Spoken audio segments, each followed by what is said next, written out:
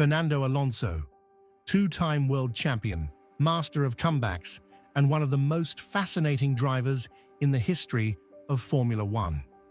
His journey isn't just about speed on the track, it's about resilience, reinvention, and proving again and again that age is just a number.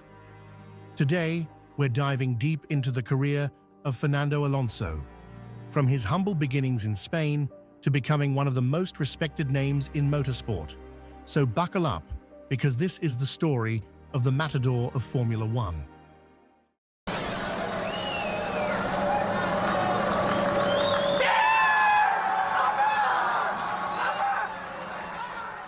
Fernando was born in Oviedo, Spain, in 1981. And unlike many drivers who come from wealthy backgrounds, Alonso's family wasn't swimming in money. His father, Jose, built him his very first go-kart using a lawnmower engine.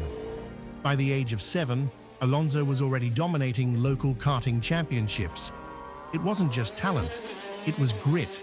He raced older kids, often with fewer resources, but always found a way to win. Fernando Alonso, great qualifying. You've out-qualified a world champion. How does that feel? Yeah, the feeling is great, because it's our best qualifying of the year, and we tried to do a good race. Fast forward to 2001. Alonso makes his Formula One debut with Minardi. Now, Minardi wasn't exactly a winning team. It was more like being dropped into a Sunday League football team and asked to play against Real Madrid. But Alonso impressed everyone. His raw pace and fearless driving stood out, even in a car that had no business near the points. In 2003, Alonso moved to Renault, and that's where the magic began. At just 22 years old, he became the youngest driver at the time to win a Grand Prix, snatching victory in Hungary. But it was 2005 that changed everything. Michael Schumacher had ruled Formula One for years with Ferrari. People thought he was unbeatable. Enter Alonso. In a season that shocked the world, Alonso ended Ferrari's dominance, winning the World Championship at just 24. Then, he did it again in 2006. Back-to-back titles. The kid from Spain had conquered the king. Imagine a rookie basketball player coming in and dethroning prime Michael Jordan, not once, but twice. That's what Alonso did. After 2 titles, Alonso looked for a new challenge and joined McLaren in 2007. But here's where the drama kicks in. He was paired with a rookie named Lewis Hamilton, and instead of mentoring the newcomer, Alonso found himself in an all-out war. The two clashed constantly, both on and off the track. The rivalry tore McLaren apart. The team lost the championship despite having the fastest car, and Alonso left after just 1 season. Some call it a missed opportunity. Others say it defined both drivers. Either way, it showed the fiery, uncompromising side of Fernando Alonso. From 2010 to 2014, Alonso raced for Ferrari, a dream seat for many drivers. And while he never won a championship there, some argue this was Alonso at his very best. 2010, 2012, 2013. He came agonizingly close to the title, especially in 2012, when he lost by just 3 points to Sebastian Vettel. That season, Alonso dragged a car that shouldn't have been fighting for wins into the championship battle until the very last race in Brazil. Fans still talk about it. Alonso's consistency, his racecraft, his ability to fight above the machinery he had.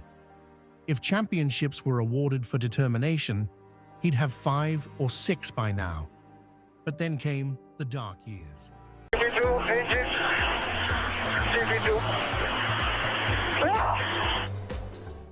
In 2015, Alonso returned to McLaren, now partnered with Honda. Many thought it could be a repeat of the legendary McLaren-Honda era of the 80s. Instead, it was a disaster. Engines failed, The car was painfully slow, and Alonso's frustration boiled over. Remember the famous GP2 engine radio message? That was Alonso at Suzuka, at Honda's home race, basically telling the world their engine belonged in Formula 2, not F1. Brutal. By 2018, Alonso had had enough. He left Formula 1, dabbling in endurance racing, and even taking on the Indy 500. It looked like the F1 chapter was over. But legends rarely fade quietly. In 2021, Alonso returned with Alpine. At 40 years old, most thought he'd just cruise around for a paycheck. Instead, he put on a masterclass in Hungary, defending against Hamilton for lap after lap to help his teammate take the win. Then, in 2023, he joined Aston Martin. And suddenly, boom, podiums, front row starts, the fire was back. Fans who had grown up watching him in the mid-2000s were seeing the same Alonso, only wiser, sharper, and hungrier. Today, Fernando Alonso isn't just a driver. He's a symbol of perseverance. 2 decades in the sport, over 360 race starts, and a career that has spanned multiple eras of Formula 1. He's raced against Schumacher, battled Vettel, clashed with Hamilton, and now goes wheel to wheel with Verstappen. Think about that. 4 generations of F1 superstars, and Alonso has gone toe-to-toe with all of them. Whether he wins another championship or not, one thing's for sure. Fernando Alonso's journey is one of the most remarkable stories in Formula 1 history, and it's not over yet. If you enjoyed this deep dive into Fernando Alonso's career, hit that like button, subscribe for more F1 stories, and let me know in the comments.